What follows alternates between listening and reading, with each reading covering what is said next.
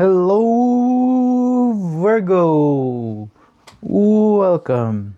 Take a seat and relax. There is nothing you need to do in this present moment except to relax and enjoy your reading. And to start your reading off, Virgo, we have number 33. Okay, I honestly love seeing this card, especially during these times. This is my Tower card.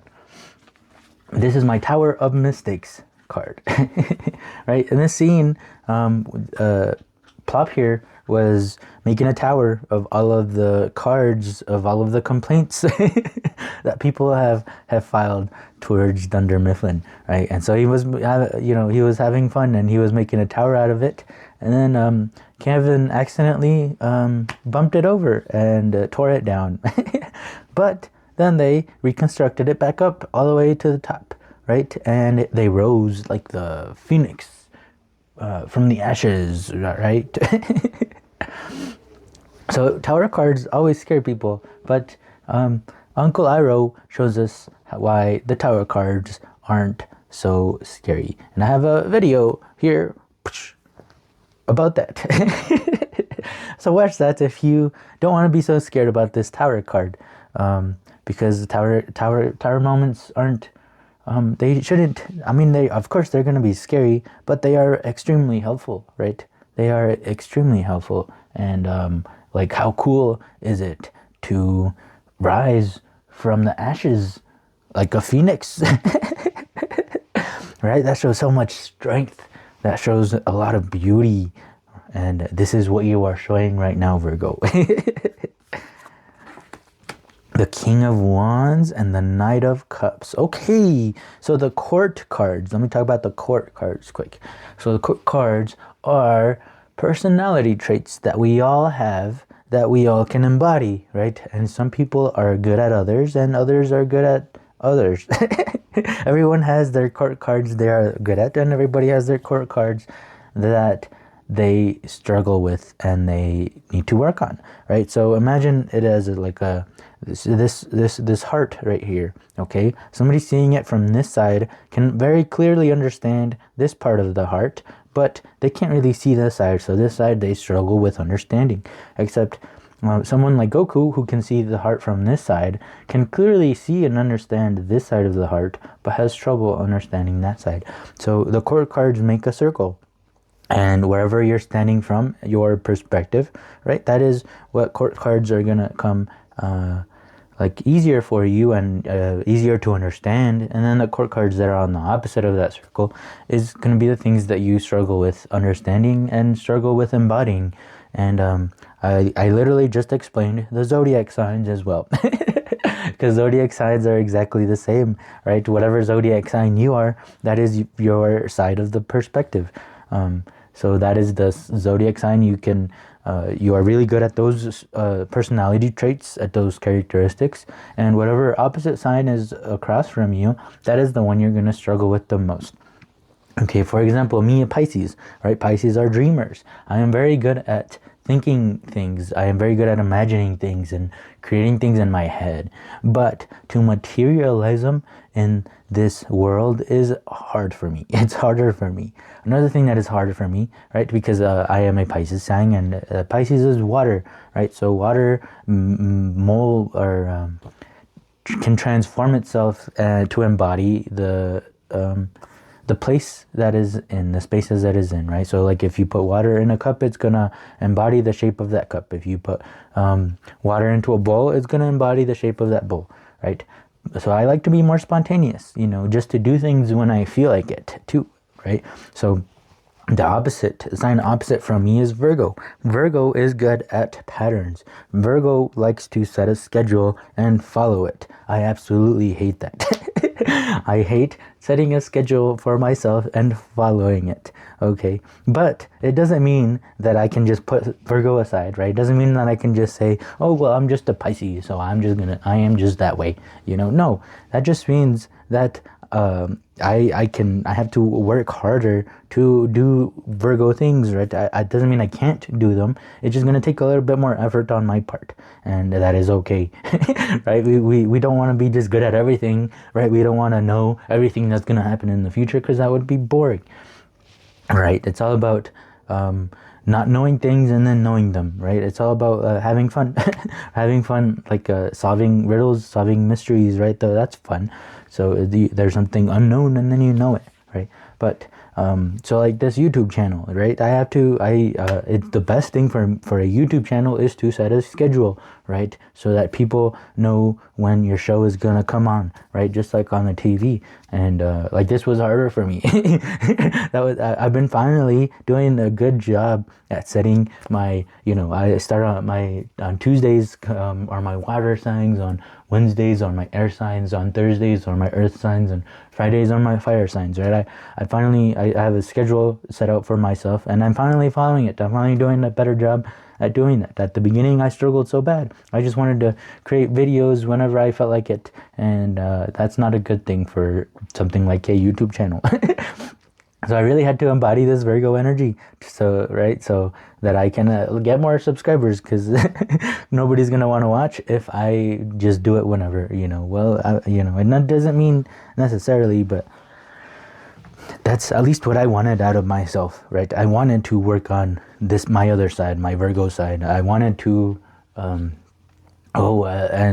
so I was talking about myself, but I probably have talked about too, as well as the things that you aren't good at and the things that you are good at, right?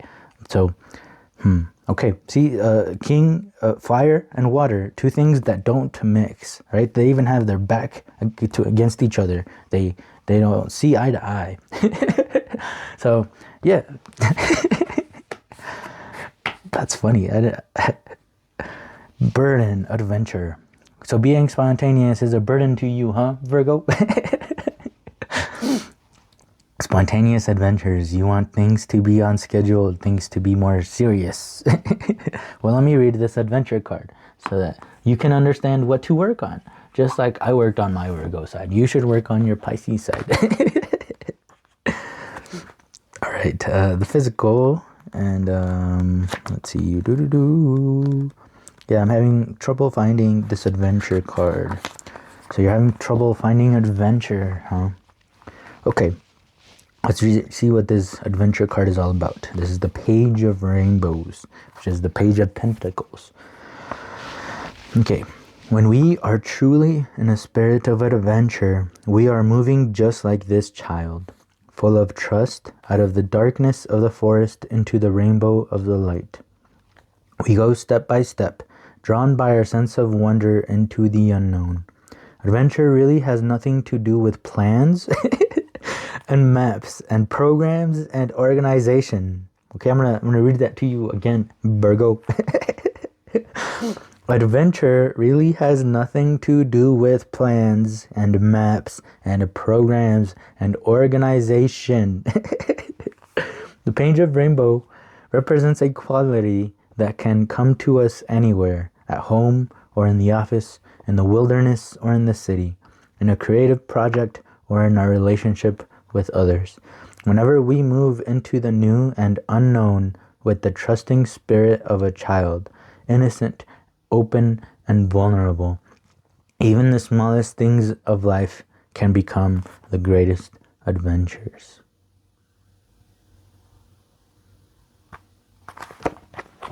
How nice does that sound? 9 of Discs, 10 of Wands, oppression. Yeah, this literally feels like focus on the things that you are not good at. Tower card of mistakes. It's okay to make mistakes, right? Just forgive yourself, fix/repair the mistake if need be, and move on. Life moves on, and so should we. But look, I am gaining something from doing this thing that I am not necessarily good at, not necessarily the best at, and that puts me out of my comfort zone. But I am gaining something out of this, right? Instead of oppressing myself and telling myself, holy moly, this wind. I wonder if the microphone cut that, because I don't have noise cancellation or whatever on. Whoa, that's a lot of movement. Yeah, oppression, right? I could say, well, I'm not good at that. I'm just a Pisces, so I'm not going to work on it. That is oppressing myself from characteristics and abilities that I have, you know, and I don't want to suppress myself any longer. Imagine suppressing that little child and telling her not to have fun, not to enjoy her adventure, not to go towards those beautiful colors, right? That's not what you want. We want gain. We want to have fun. We want to enjoy this life that we are living. And so there is a gain by putting yourself out of your comfort zone. There's a gain by doing some things that might make you feel uncomfortable, you know. And there's especially gain in adventure. Okay, and I want you to have an adventure, Virgo. I want you to have fun.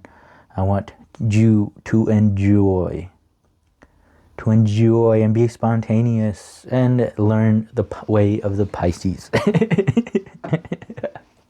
So yeah, hey, maybe watch the Pisces video, so you can learn what Pisces are going through right now. Maybe that will help. I don't know. Maybe it'll give me another view too. I don't know. So let's get some last words of advice from the historical deck.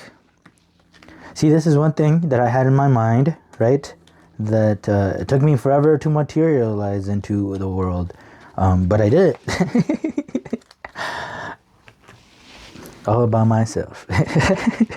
Number 10, go outside. Go outside and have adventures.